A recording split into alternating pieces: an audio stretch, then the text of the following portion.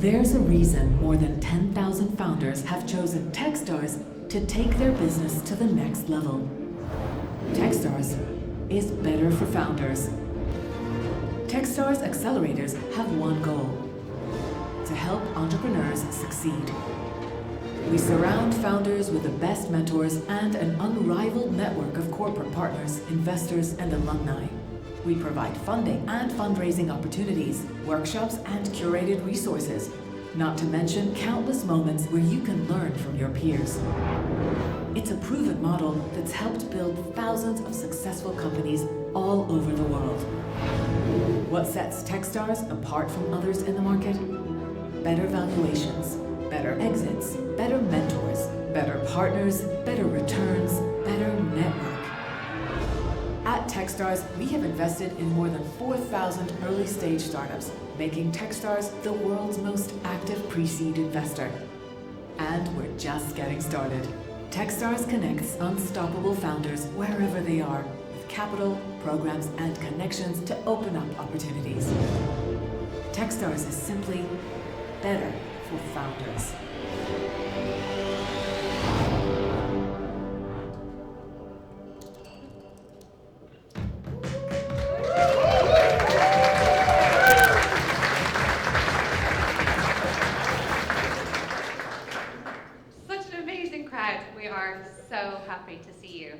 Welcome, everyone, to Techstars 2025 Demo Day.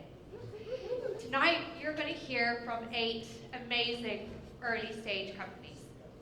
These founders ideated their ventures internationally, but moved to London in March to come and build here in London. They came from San Francisco, Paris, Tel Aviv, Amsterdam, Athens, Philadelphia, all to build here. Please give it up for the class of 2025.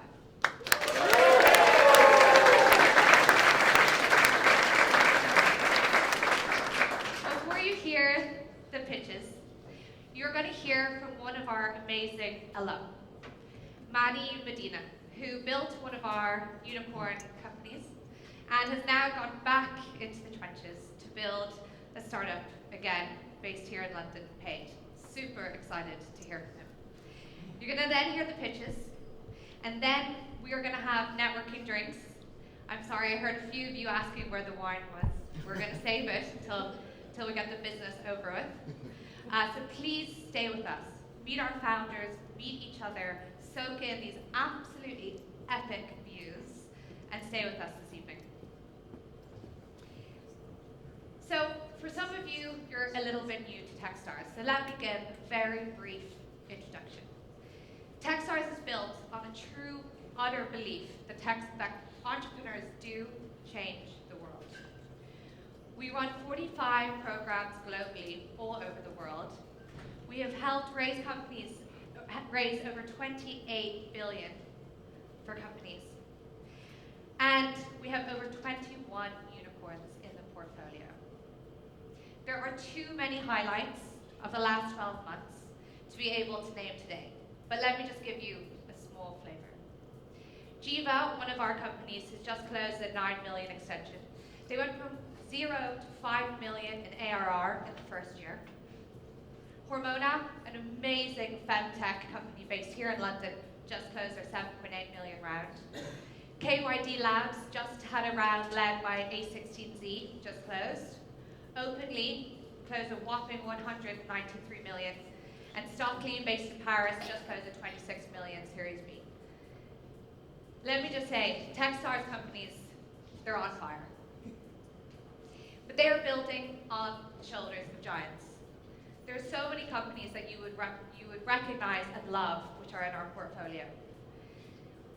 Scentbird, Chain Analysis, my beloved ClassPass. I use it, I didn't find it. And one of these amazing alumni, as I've said, is here. He once stood on a demo day stage, a little bit like this. He knows what it is like to be in these founders' shoes, the very beginning of their journey, when they're learning to talk to an audience like you. And he then built it to a $4.4 billion scaled it to hundreds of staff, and now loves the pain so much, he's going back to do it again. So please welcome up Manny Medina.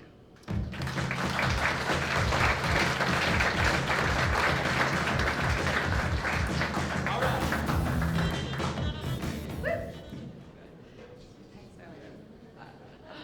so, yeah. Manny doesn't know I have this photo, but this was Holy shit. this was Manny's class. Manny, tell us a little bit about this class. So I just did the math because I knew that when you talk to Andy Sachs, you're gonna get this photo. There is about $12.4 billion valuation combined in that group. Can't tell, but it's there. That's Kareem from Clay. That's Zipline. That is Outreach. And the guy from Remitly was too buttoned up to show up in this photo. He's behind us. But the promise of big valuations, big exits is just true. It delivers. So Amazing. congratulations to all of you. Woo! Yeah. So Manny, tell us a little bit. Okay, first maybe give a quick intro. Tell these people who Manny is. Yeah, I'm Manny Medina. I'm the co-founder of Paid. Before Paid, I started a company called Outreach. I grew Outreach from 0 to $250 million in AR for 6,000 customers, 4.4 billion in valuation, 800 employees in Seattle. I'm on the Techstars Seattle program. Our program was not as posh as this. Our demo day was nowhere nearly as nice as this. I'm originally from Ecuador. I moved to Seattle for Amazon, and then I quit the job, got into Techstars. The guy who was running the program, his name is Andy Sachs. He told all of us, in what order he accepted you. He told me that I was second to last to be accepted. So there you go. And that's me. And now I started to get paid. I started here in London. I'm super excited to be here, so thank you for having me. Amazing. Okay, so when you cast back to your early days in Techstars, you say that when you kind of graduated, that you were still seen as maybe the last in the cohort. I mean, you also did have an epic cohort. 3-4 unicorns to come out of one class is pretty special. But talk a little bit around that journey, and then what it was when you actually started to really build out Outreach. It just suddenly was product market fit was clear. Yeah, so our cohort was, it's interesting because our cohort was very successful, but it wasn't very successful when it came out. Like a lot of the companies in that group did fail. But the ones that succeeded, were adamant about finding product market fit. And the interesting thing about finding product market fit is that you don't know what it is. You sort of feel it. And you feel it when you graduate from vitamin to painkiller, when you are solving a problem that is so dire that people will, will not let you go out of the cold dead hands. And that was our bar. And our journey was, we got in and we started, we worked really hard. Our program was very unique in that people sort of almost left in the office. And I met my co-founders actually during the program. We came in with an idea, we pivoted, first week we were into the program. We exited with an idea that didn't have a great fit. And in December 2014, we were 2 months out of cash. And we tried to figure out how we're going to generate cash. Nobody will fund a company that is almost 2 months out of cash with no growth. And we decided to build an engine that would allow us to generate meetings. So we were a recruiting company. So we had this idea that if we create a marketplace for recruiting for tech people, and we create profiles for them, that we will spin up the talent side and the buying side, and we'll bring them together and sort of make money in the middle. So that idea did not work.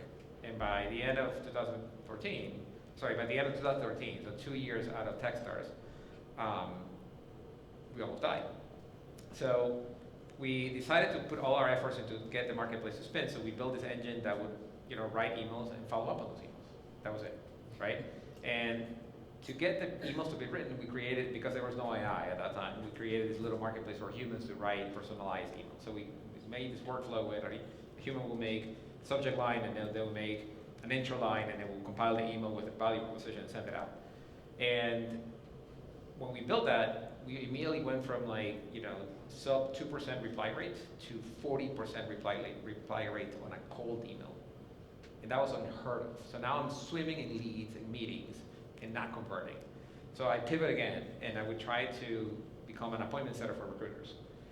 And the recruiters were like, how are you generating these appointments?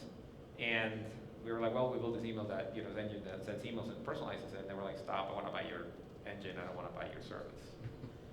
So we pivoted again, and we, started selling, the beginning of outreach to recruiters. And we couldn't grow the company fast enough. And one of our first customers was a company called AppDynamics that ended up being sold to Cisco. And we sold to the recruiting team, and the recruiting team were like, we don't have any more seats, but the sales team has seats. So he walked me over, I remember, it was yesterday, this guy walked me over to the sales floor. The sales manager walks into a room, gets a demo, and he buys 50 licenses on the spot. I walked out, and I told my team we're in sales now. And that was the beginning of the journey. That was it. Love it. So one of the things that we talked about before, and what we think about a lot of Techstars, a big belief for us is, my own journey as a founder, actually I didn't have a big community around me. And that's one of the reasons that drew me to Techstars, was my belief that actually founder runway is as important as financial runway, and community and network is a big part of helping to extend that. And you talk a little bit around that network that you had earlier on. Yeah. Talk a little bit about that. Yeah. Look, everyone in that photo is a personal friend of mine. Like, I slept in many of those people's couches.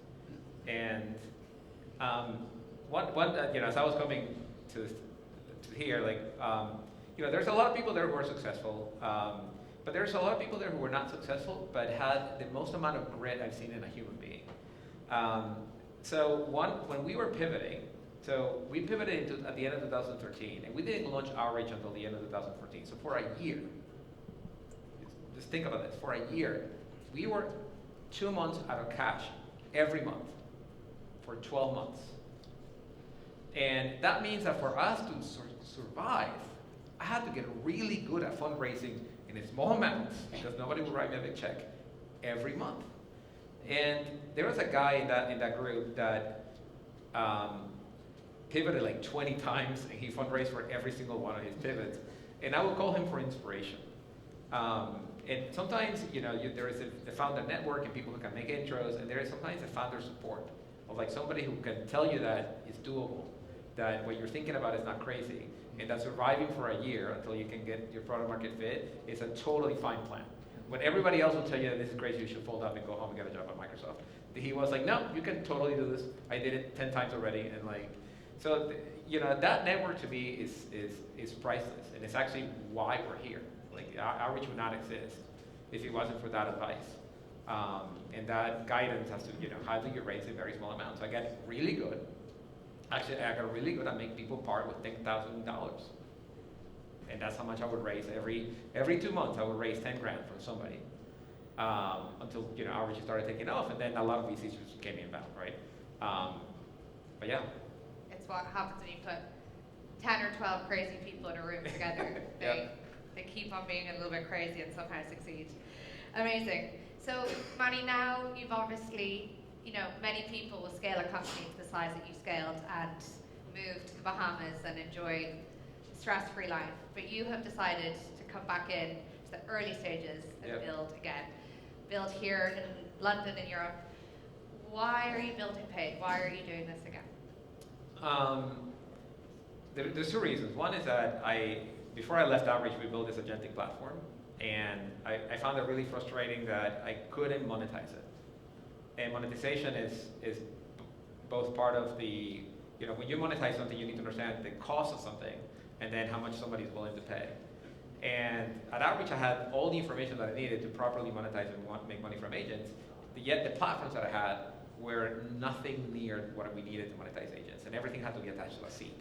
And here I am selling seats, building agents that are going to take over the seats, and CEOs asking me, Manny, when I plan for next year, how many fewer seats do I need to actually run my business? And I'm like, I'm looking at a contraction event, and I cannot monetize, the future. I'm like, this is nonsense. And here you are, you have Zuora that is worth a couple $2 billion. You have NetSuite, which is a big part of Oracle, and both of those platforms are absolute dog shit. And I can't believe that I have to work with that. So I'm like, you know what? I'm not gonna take it. So first of all, I stepped down and I came to London, and the problem sort of like stuck with me. And this is what makes a founder different than the rest of human beings. Is that you live with this problem, and the reason you start a company is because the problem will not leave you. You see, you start a company to get the voice in your head to shut up, so you can move on with your life. And that's why I started paying. It's because this problem was bugging me. And when my wife told me to take a week off and go visit one of my good friends in Spain, I did that, and I called 50 agentic companies to figure out if they had the same problem, and I left Spain knowing for sure that I'm starting this company. So, that's the crazy ones. That's what we do. I love them. So obviously there's several people in this room who are very close to agents and how it's going to evolve our world as we know it. But from your perspective, because many actually might be in traditional industries here and not as close to it. Yeah. What are the first industries that you see where it's going to really adopt this? And what does this sort of future look like? So, if you were to create a pyramid of who eats what, agents are the apex predator, and they're eating BPOs. And I literally just talked to a BPO CEO, and he said, look, I'm stepping down because I cannot compete in this world of agents. And BPOs are the ones, everybody knows what BPO is, right? It's anybody who does not know what BPO is. I think maybe explain it super quick. Okay, so BPOs are business process outsourcers. And they take a job that takes a lot of people, and you move it to a low-cost country, like India or the Philippines, and then you run it out of there with English skills and a significantly lower cost base. So a lot of jobs that have insurance or customer service call centers, those are prime targets for BPOs. So BPOs where you reduce your price by moving it to a 24/7 center somewhere in offshore, and now those businesses are being disrupted because you don't need BPOs when an agent can do exactly the same work. So if you see a function in the business that takes up a lot of people, and you can bet that will be disrupted by agents, because those are already being outsourced to BPOs, and unless BPOs turn their businesses around, they're just going to see success as a major business. Do you want to give just a very quick overview of what Paid is really doing in this space? Because a lot of the agentic startups here need to know you. All right, let me see a show of hands who's running a company with agents. You're going to steal. That's it? The rest of you are what? I recognize some shy people. Oh shit, you're in trouble. So agents are, as you know, are autonomous pieces of software that perform full tasks, and they deliver tasks or outcomes.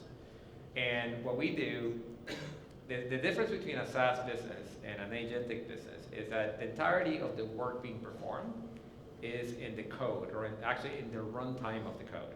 So we see what the agent performs, and we look at what the agent has done, and then we are able to look that up and see what is the human equivalent work what the agent has done.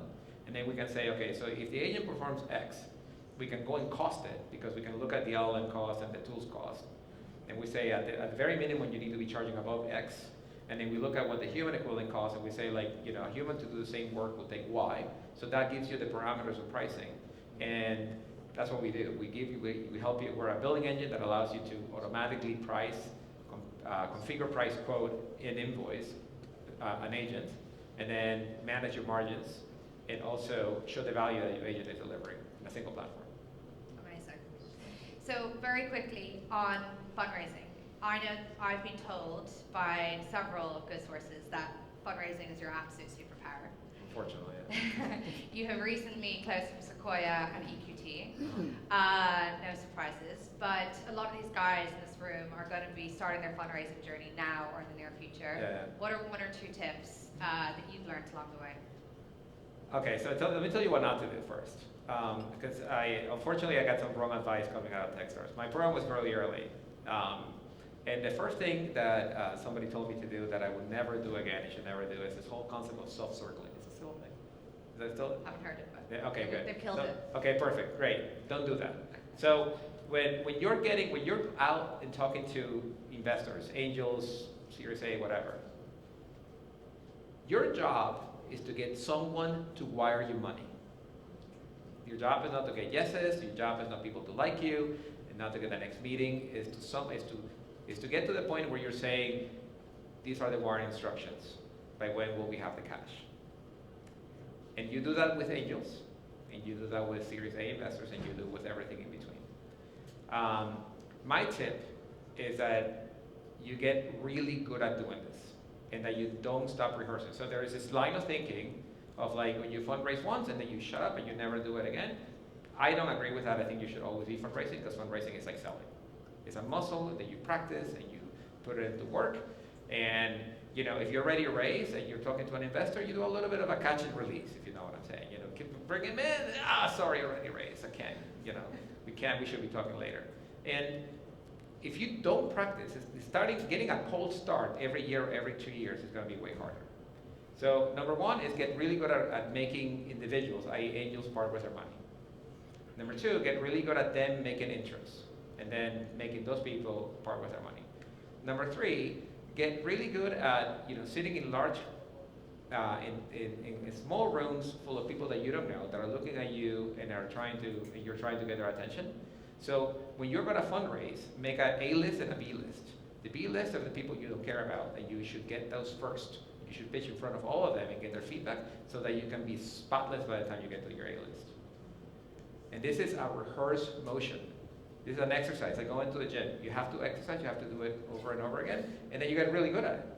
If you don't rehearse it, you're going to be mediocre, and every round is going to be a situation and a workout, and you don't want that. My last question for you is, you're second time, maybe third time founder now.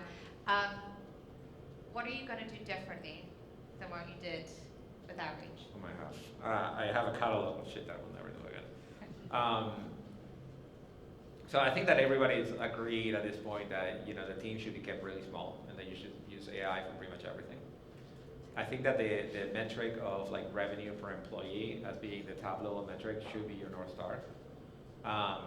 One of the things that is controversial that I'm doing, I haven't really been public about it, is that I'm not hiring anyone senior per se anymore. And what I'm saying with that is that, when I build Outreach, I follow this SaaS playbook of like, you build it to X degree, and then you bring somebody who's been there or done that. Like usually it's a head of sales and a head of marketing and a head of like whatever, and then after 50 or 150 people, you bring HR and all this other stuff. That is all nonsense. You should not do any of that. What you should do is that you bring people who are hungry, who are generalists, who are good at a broad number of skills, and if you need some expertise in a particular thing, like contracts or pricing or positioning, you hire those person as a contractor. You don't give a dime of your equity. You bring them in, they give you advice, and then you part with them and you find the next one. That would be the biggest difference in building out pay than building out Outreach. Amazing. One or two bits of feedback for the guys who are coming up on stage now before we welcome our first speaker.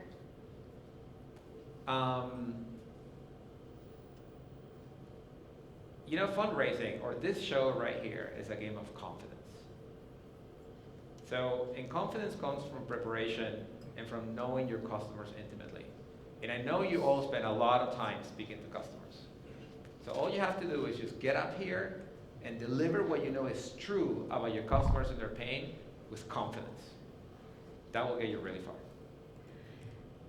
Manny, we're so pumped. I personally love founders like Manny coming to London, coming to Europe, building their business here, spending time in rooms like this, giving back to early stage founders and early stage entrepreneurship.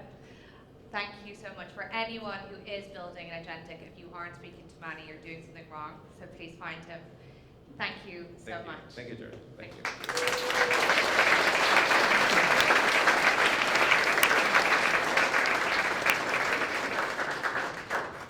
Okay, so I'm super pumped to welcome our first company. Alexa and Casey really don't need too much introduction. You will see the strength of their expertise very quickly.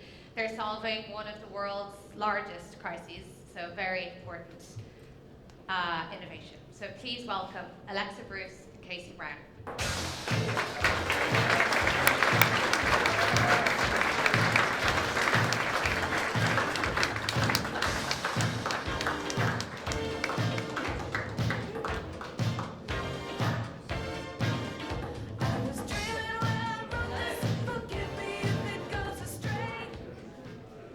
We're Tova, and we're building the intelligence for life to thrive in a water-scarce world. My name's Alexa, I'm co-founder and CEO.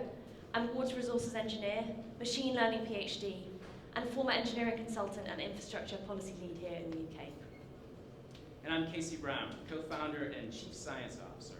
I'm also a professor at the University of Massachusetts, and for the last 2 decades, the breakthroughs from my lab have been published in the top scientific journals and adopted by infrastructure investors and utilities around the world.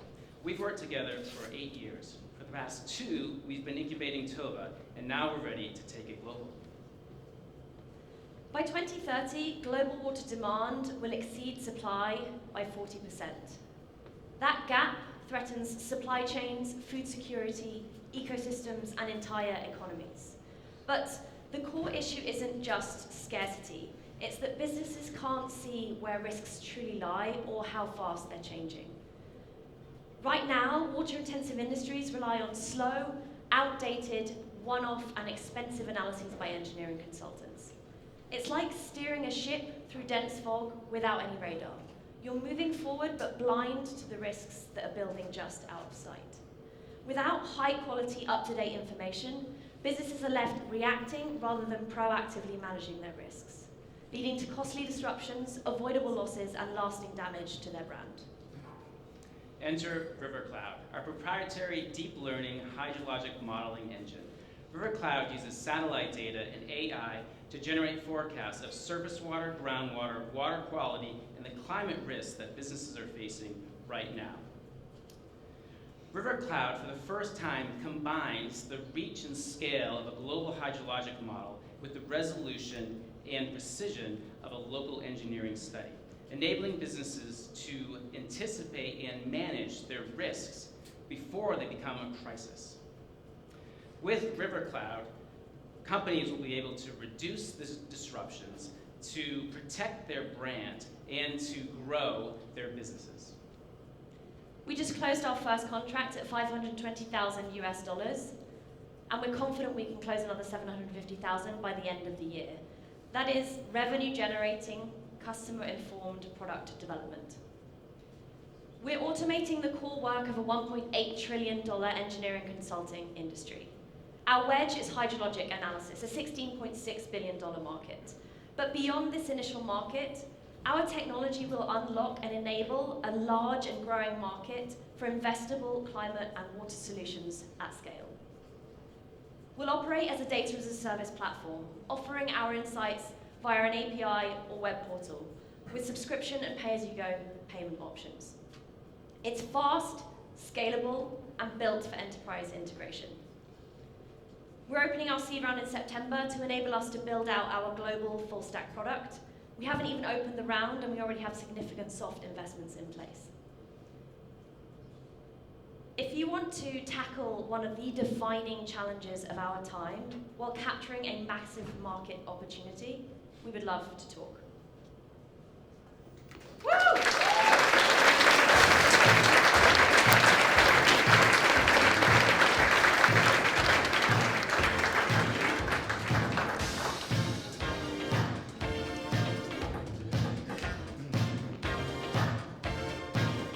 There are many great things with the rise of AI, but one of those aspects which is not so good is fraud. When we looked at this space, we've been very interested in cyber for a long time. We knew that teams building the space need to be fundamentally very, very technical. We are delighted to welcome Piyush. He got a full scholarship to MIT based off his technical skills. He shone there, and he has built an amazing technical team with him. Please welcome Piyush from Neural Defend.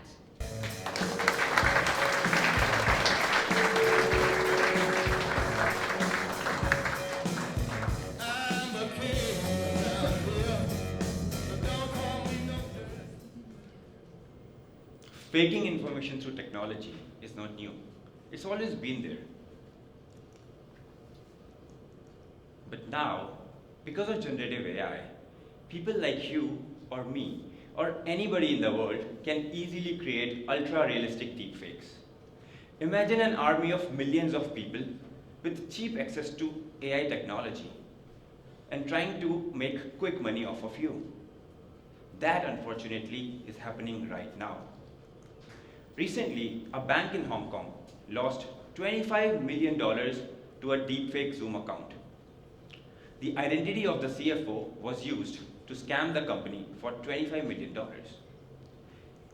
And this is not just the only case. There have been so many cases where deepfakes have been used for serious financial frauds.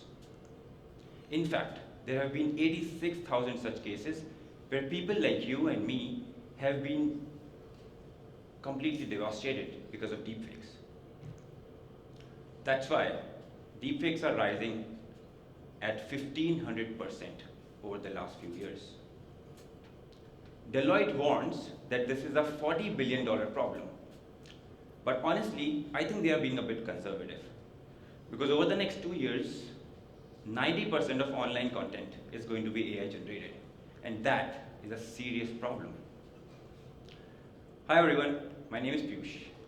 I'm the co-founder and CEO of Neural Defend. Before this, I was a founder and I've built companies in the past. As Georgie said, I'm a full scholarship recipient at MIT, and my mother sitting there is very proud of it.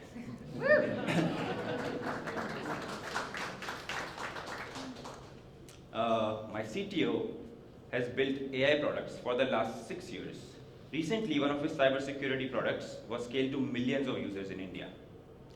My CDO has a deep expertise in data science.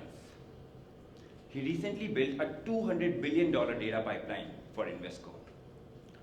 With such a strong technical team, we are a perfect combination of entrepreneurial as well as technical people to scale this solution globally.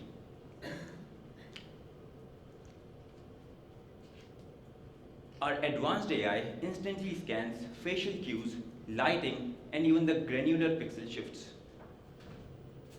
We have a combination of different products such as video detection, audio detection, as well as document detection, and we combine them together in a single unified API. We can give our product to our clients in the form of APIs, SDK. Right now we have 3 major use cases: financial transaction monitoring, identity verification, and communication detection.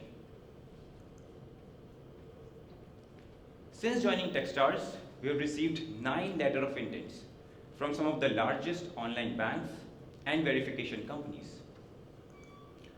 Khosla Labs, a very well-known verification company, recently tested our product, and they got a 100% accurate result on our deepfake image detection. We recently closed our pre-seed round, and we will be closing our seed round this summer to build on our growth. We are on a mission to protect humanity from the real and urgent threat of deepfakes. Join us. Thank you.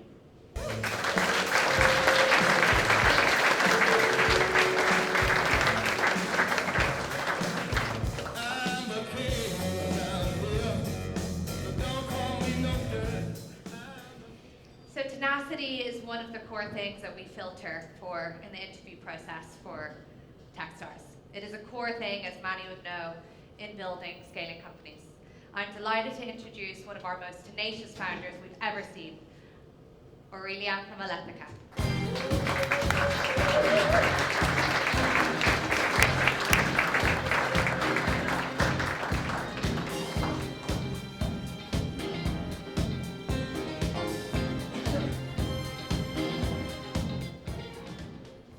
Hello everyone, I'm Aurelia, the CEO of Alethica.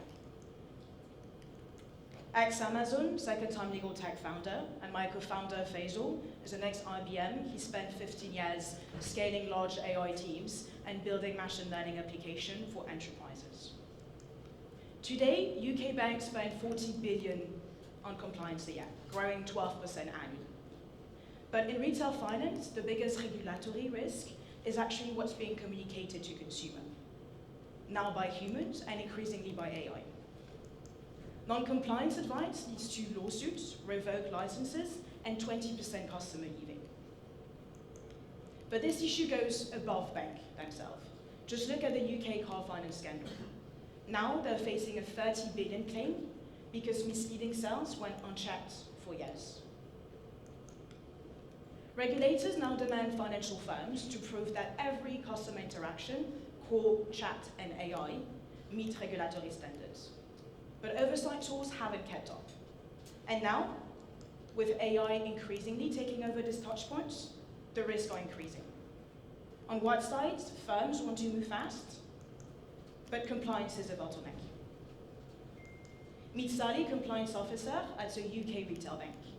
She needs to prove that every interaction is compliant, but only 2% are monitored. Meanwhile, James, our customer support agent, he really wants to help customers, but he fears giving the wrong information because of liabilities. And this is exactly why we built Alethica. Alethica is their first line of defense. Our real-time compliance layer monitors every live call, chat, and AI interaction, reducing regulatory exposure and improving customer trust. During live calls, James, if he says something risky or inaccurate, Alethica flags it instantly and give him guidance on the spot. Meanwhile, Sally gets a dashboard with total visibility to be able to address those regulatory risks and to provide clear and auditable reports. But crucially, what we do is that we remove the biggest barrier to scaling AI and customer-facing application. We ingest interaction data from calls, CRM, and chats. We have 3 fine-tuned transformer models working together alongside a rule engine that score against company-specific policies. With us, risks are flagged under 1 second. Since 6 weeks, we've spoken with 60+ chief compliance officers, 30 frontline teams, and 10 responsible AI leads. We've mapped live workflows of 2 top financial institutions, and we are in 2 active pilot discussions, including with 1 top 5 UK bank. Financial firms are spending more than 40 billion per year in compliance, and we are starting by a 4 billion market. Specifically, we are looking to start by the 1,000 UK consumer lenders that cannot afford conduct risk. With an average ACV of 50,000, we then aim to expand to insurance and retail banking. But more than this, it's not just about risk. What we are doing, we are building the guardrails to enable firms to scale AI safely and serve customers better. We are turning compliance from a cost center into a relationship driver. If you want to talk with us and learn more, we're here. Thank you.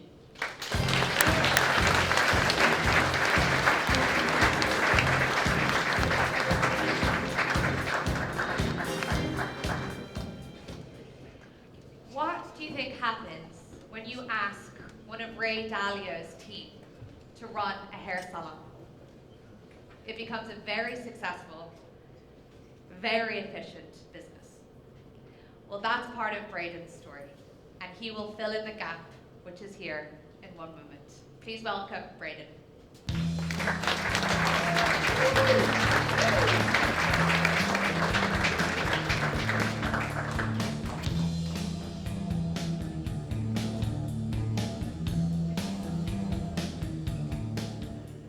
Walk down the street of any town, what's one thing you'll always see?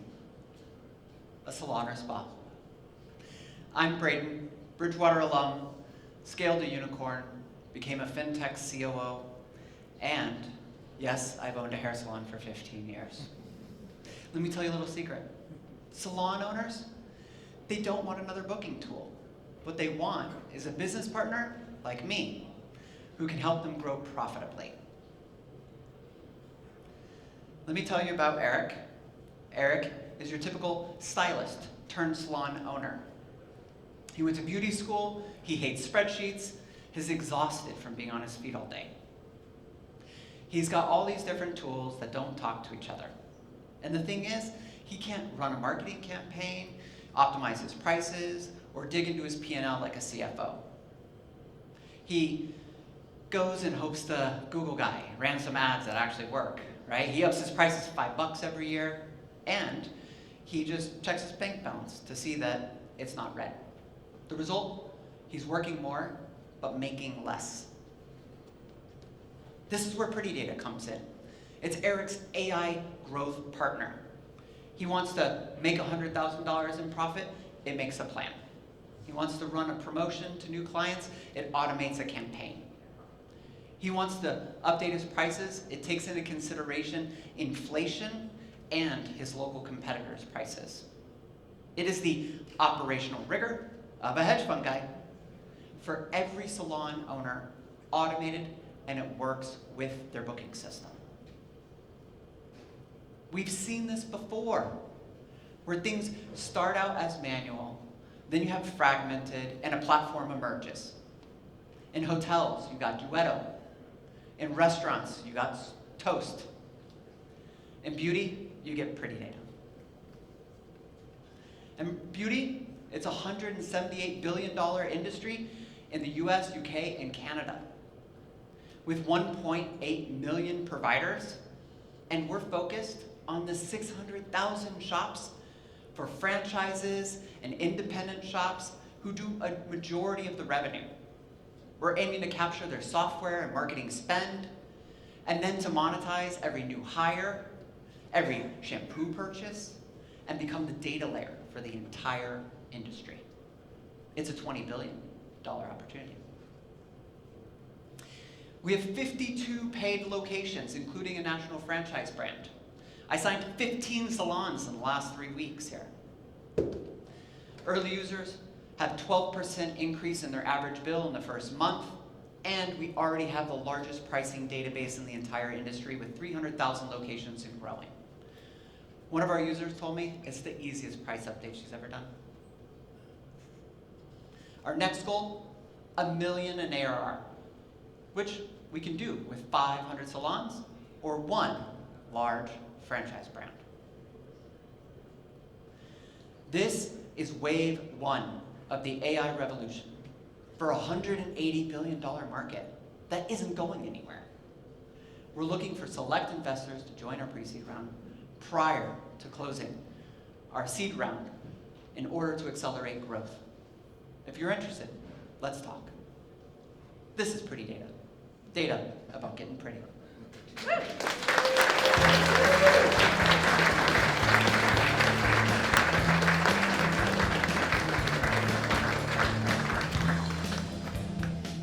So next up, I want to welcome a team that has impressed us every single day with their ability to ship. This is a problem they're solving that I wish has been solved a very long time ago. I am on the wait list. I'm sure many of you will also be on the wait list once you've heard about it. Let's please welcome Matan from Ren.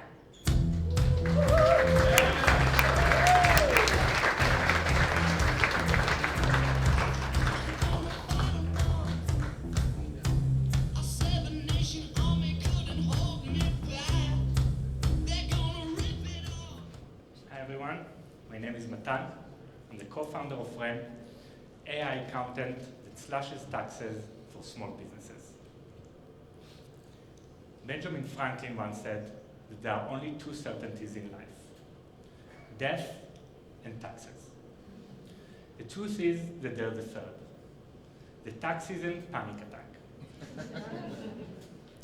Meet Anthony, a freelance photographer in Spain. Every quarter, tax season panic attack sneaks up on him. He's lost in invoices, endless spreadsheets, and always worried he's missing on something important. For Anthony, taxes aren't just paperwork. They are his single biggest expense, swallowing up 40% of his hard-earned income. Ren is the AI accountant that not only manages your finance and files taxes automatically without the panic, it also helps to make tax savings, advice currently accessible only to the wealthy and big businesses. What does it mean for Anthony? He sees now 5 to 15% more in his pocket every month. These are real numbers. He's also cutting his 10 hours of financial admin work down to a few minutes. We've seen every replace your accountant platform out there. Most are built by accountants or folks who think in code, not customers. We are different. More specifically, here's where we're gonna win. Expert tax advice. REN is the only platform to provide advice currently offered by the most experienced and sophisticated accountants. We are customer acquisition machines. We know how to acquire customers more efficiently than any team out there. And lastly, brand love. We are building a brand and product experience our customers already love. As I said, my name is Matan. I led growth marketing at Unity, scaling an SMB's brand from 0 to tens of millions of revenue. I did that by learning how to combine a highly analytical and creative approach with deep customer obsession. Nir, my partner, was one of the most senior engineers at Fiverr, one of the top product-led companies out there. There he led the development of their very successful business platform. He's one of the best builders I've ever met.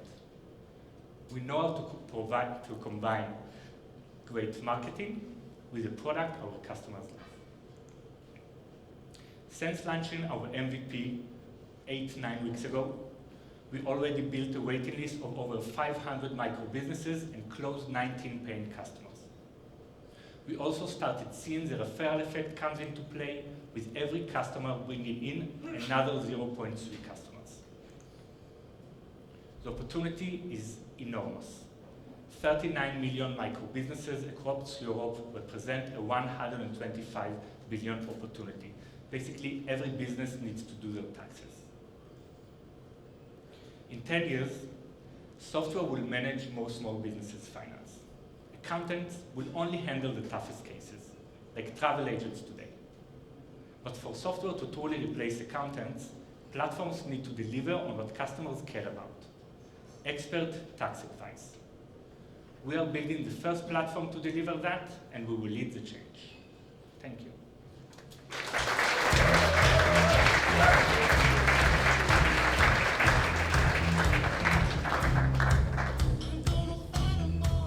So as many of you know, the founder journey is a long one. It isn't just today, tomorrow, or next year. It often takes 10 years or longer.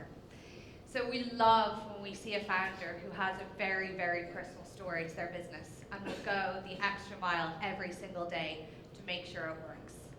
This founder has a very personal story. It is a personal mission for him. I'd like to welcome the brilliant Dr. Tony Okafor.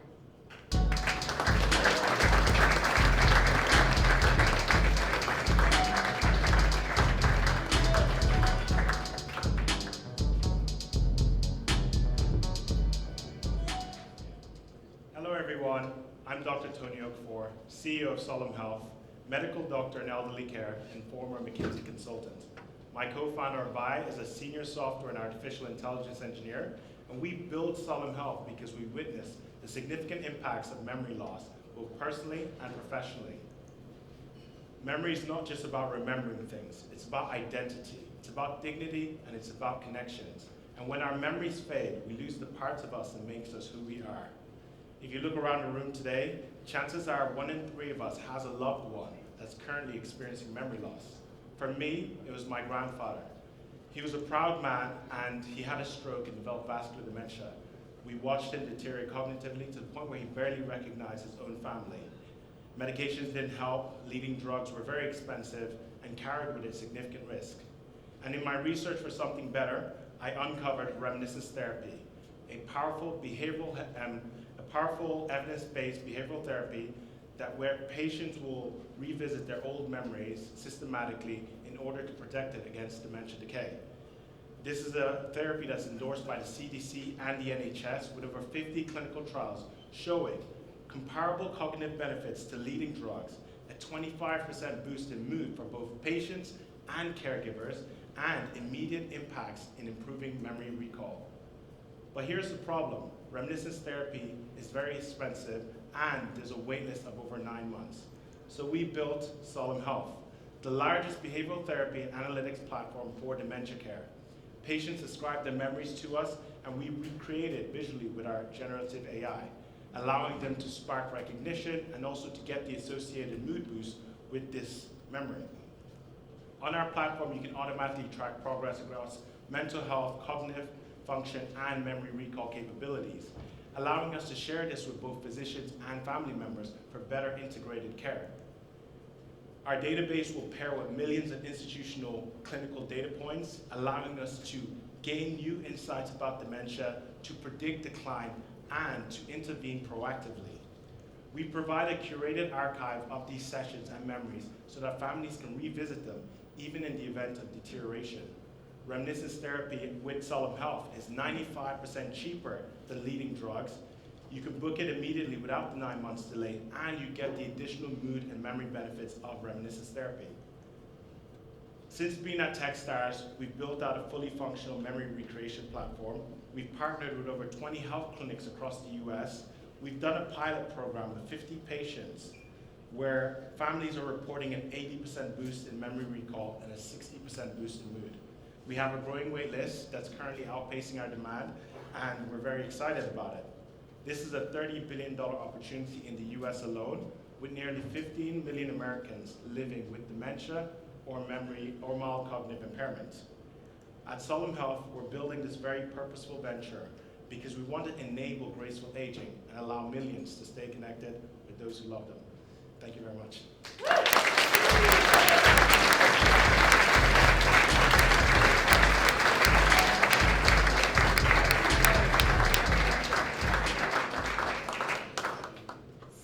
When many of you were battling through the probably excessive security, apologies about that, you may have noticed the big sign for Aon, one of the largest insurance brokers businesses just downstairs.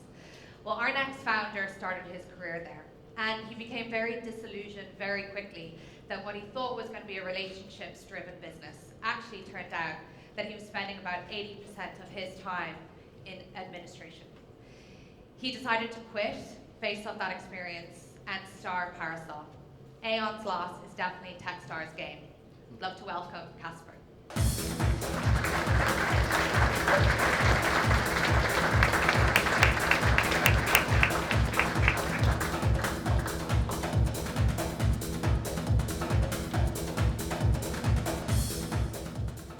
But knowing how they'll strike hardest and fastest comes only from experiencing those inefficiencies yourself. Hi, I'm Casper, founder of Parasol. Joining me is my co-founder Mo. And with Parasol's agentic workflow platform, we're using AI to facilitate insurance broking with a fraction of the staff. Now, I worked as a broker and a data analyst at Aon, one of the world's largest insurance brokerages, where I experienced firsthand the exhaustively long operations and administrative burden that quickly made me tired of the industry. And we've spoken with over 100 insurance brokers and found that they spend up to 70% of their time on manual tasks. This includes checking policies against each other, ingesting documents, creating documents, and repeatedly entering data into various systems, all tasks that Parasol can replace. Time sinks at this scale cost brokers up to 1,500 hours per year, representing a $50,000 worth of wasted productivity per person. Collectively, it's a $93 billion productivity gap. And these existing processes enable errors to occur that can represent massive liabilities on brokerage balance sheets, with one such brokerage reporting that these liabilities account for 8% of annual profits, or $305 million US. So here's our two-stage solution. Our initial wedge integrates directly with existing systems, facilitating the workflows of brokers and their teams. And while our competitors are stuck building complex models, we broke the process into smaller, manageable steps that specialized AI agents can handle today. Within a year, the collected data and insights will allow us to transition to our second stage, an AI-first model that will completely transform brokerage operations.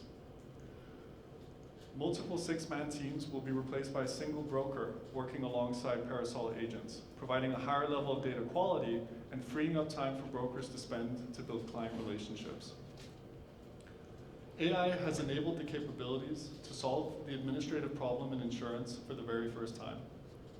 Brokerages can expect a 25% higher level of client retention and a 50% reduction in operational staffing costs, not to mention an elevated impact for the superstars that remain. We're fundamentally changing the business model of insurance brokerages by freeing the best brokers from spreadsheet hell, and we want you to join us. Thank you.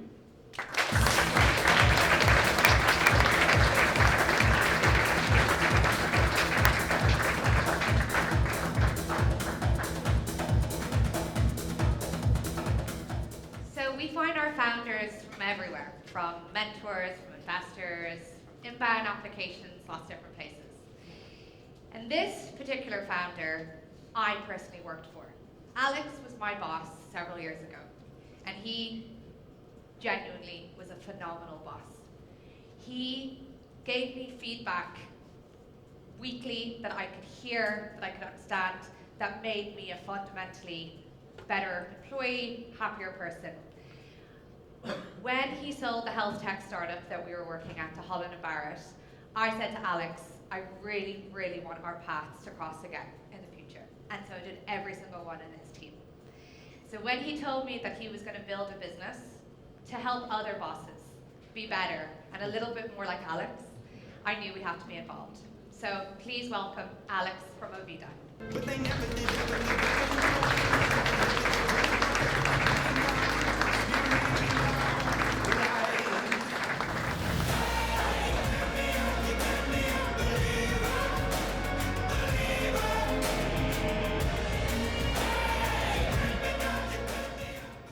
Hello everyone. Woo! I'm Alex. I'm the founder of Ovida. I migrated from Greece to the UK many years ago. Could not speak the language. Maybe I still can't, who knows. And had no money at all. So I had to work. I had to work myself through university. And I landed a graduate job at Procter & Gamble. I really thought I had made it. And then 3 months in, my boss, who was an amazing boss, told me, you're going to lose your job unless you learn how to communicate better. Because I was coming across like this. And then I realized I wasn't alone. No one is born a great communicator. When we get things wrong, it's not because we're bad people, it's because we've never been taught how. And yet communication underpins so many things of what we all do daily in business: leading, feedback, clients, negotiations, all drivers of business growth. 87% of leaders recognize that this is an absolutely critical skill, and yet 66% say we don't have methods that work. We don't know what to do about this. Why? It's not like we don't know what communication is like. There's books, methods, frameworks. These are not fluffy stuff. These are codified. The problem is, these have all been locked behind what? Books, seminars, and e-learning, the fun. So imagine you want to learn tennis. Would you go and read books, go to a seminar, and then expect to win Wimbledon? No one would, right? What do you expect from people who work to improve with these methods? Instead, what do sports professionals do? Real games, real practice, data, expert feedback to improve bit by bit, measurably, day by day. Ovida is applying the sports methodology at work. Professionals record real, on-the-job communication, and they can practice with objective feedback, with AI insights and AI coaching to measurably improve day by day and be great at it. The way our agents work, they collect data, build insights, and build specific skills. They're personalized for that person, but also for the organization. And that allows us to effectively measure their behavioral change over a period of time. We have good momentum. Some of our current paying clients include organizations like AWS, the Mayo Clinic, Columbia University, and many others. Since we started Techstars, we've landed 2 50K annual ARR contracts, and we have built a pipeline of 600K, including an up-and-coming $150,000 contract with Deloitte. One of the questions in this space is, why now? There's been a lot of HR spaces, a lot of HR places that haven't really worked. What's different? Here are two things that are massively different. Number one, behavioral change. If I was to tell you 2 years ago that hundreds of millions of people will be speaking to a bot as if it's their friend or partner or whatever else, would you have believed me? And yet this is what we do today. Why? Because AI is personalized, it's always there, and it's non-judgmental. We can apply this principle at work. And number two, AI capabilities. Even up until a year ago, we did not have the AI capabilities to analyze complex discussions, and we definitely do not have agents that can give human-level expert feedback. The corporate training market is big, and the soft skills market within that is a $70 billion market by 2030. However, what we do is category defining.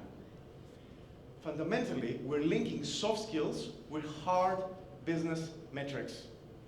That means we're changing what is a discretionary HR budget to a must-have for growing someone's business. As I told you, my boss was fantastic at P&G, and through his feedback and a lot of training, I managed to improve. I led a $2.4 billion brand there and had a great corporate career. I've also built 2 startups, one of them which was acquired by Holland & Barrett. And now, on my third one, I'm fully committed on our mission at Ovida. My co-founder, Brian, an amazing career. He built a 250-person tech business, exited to a Nasdaq-listed buyer with the same obsession: people, culture, communication. And an award-winning data scientist who lives for applying AI and machine learning to everything we do. Now, there's an undeniable behavioral change and demand in the market for better communication. And for the first time in human history, we have the tools that allows us to do this. What we're building at Ovida is the AI and data to lead the transformation and make it available for everyone. We've had a $500,000 angel round last year, and we're going to be opening our seed round soon this year. We'd love to meet investors who share a passion, who are open to creating a new market, and maybe, as Techstars said in the beginning, change the world together. Join us, and thank you. Woo!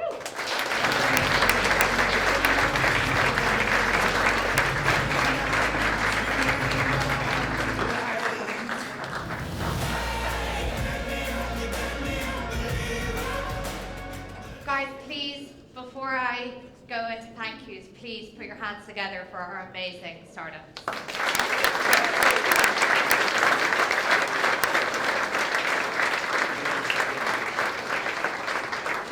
A very, very quick round of thank yous, which are so important because there is so much that goes in behind this community. So my team, firstly, Owen, who is our program manager. Owen started 1 week before program did, and he has managed the whole thing. He's managed this whole event. He picked this venue. Every single thing is down to him. The founders, scripts, pitches, everything. He is the one making sure that it all happens smoothly, and he is an absolute joy to work with. So please, my right hand, thank you, Owen.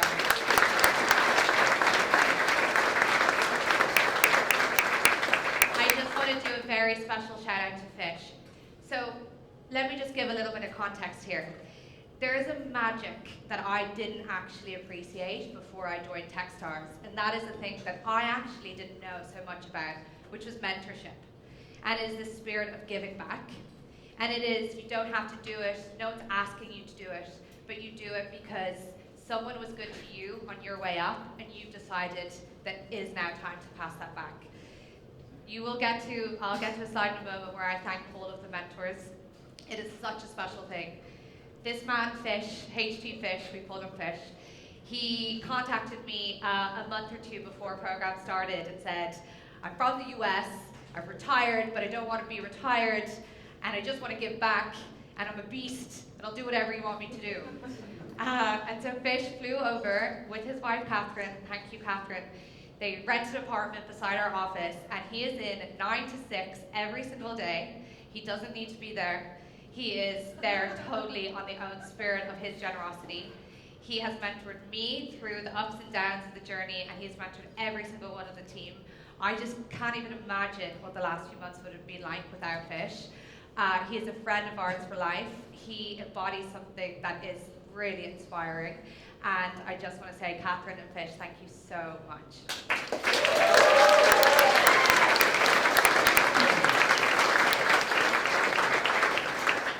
Dan and Charlotte, Natalie and Alana have all played such a huge part in making this. Charlotte runs the whole of Europe, Techstars, making sure that we have everything that we need. Sometimes it is a thankless job, and she is an absolute superstar. So is Natalie, so are Alana. Thank you guys so much.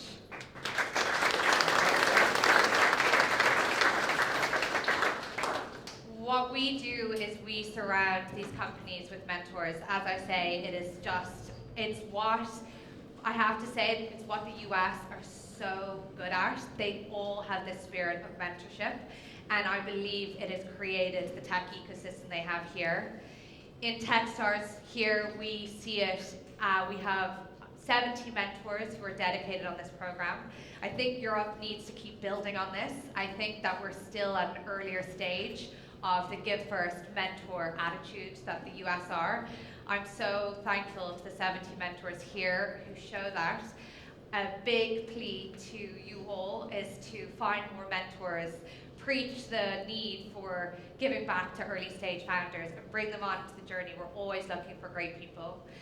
I look around this room, I see Mark sitting in the front row who's in the office every day, every second day, coaching the companies. So many of you have given up so much time. You open doors, you give advice, you jump on a call at 11 p.m. Thank you so much. They couldn't do it without you. Thank you.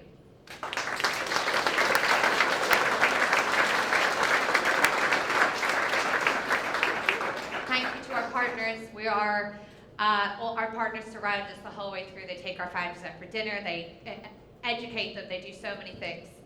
There's one partner in particular that made this event happen, and we wouldn't be able to be here without them. They have been true friends throughout the whole program, and it is Google Cloud. I genuinely, from the bottom of my heart, love this partnership. I'm so grateful for actual friendship, not just a corporate sponsorship. So thank you so much.